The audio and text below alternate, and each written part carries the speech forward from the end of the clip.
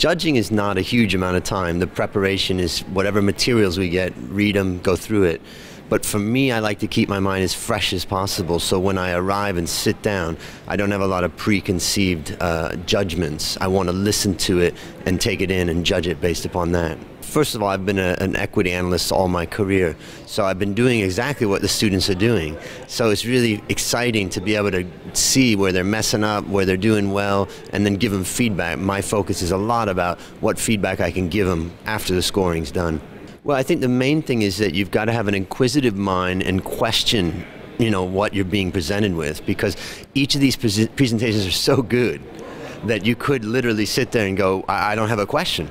So you really got to be critical about, wait a minute, why did you come up with that, assumption, that type of thing. So I think that's the key thing for being a judge. The students, it's amazing how much they improve and grow over time as they continue to prepare.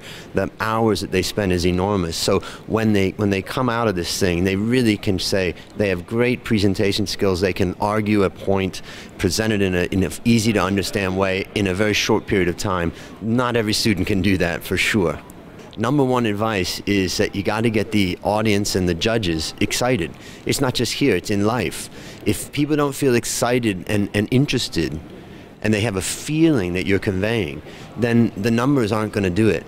Everybody's got the numbers down. So it's not just about telling us all the numbers. It's about, hey, how do you feel about this? This is what we see. This is what's different. Get people excited.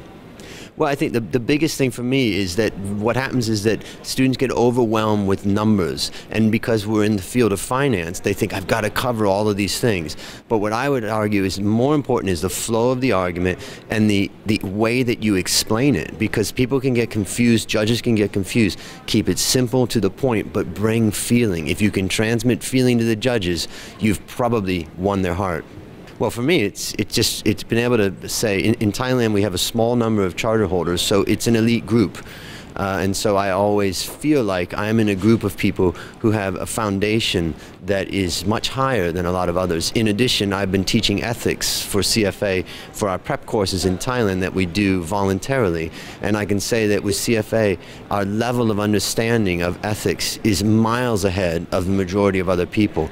And that ethical behavior has helped me to be a better analyst and serve my clients better.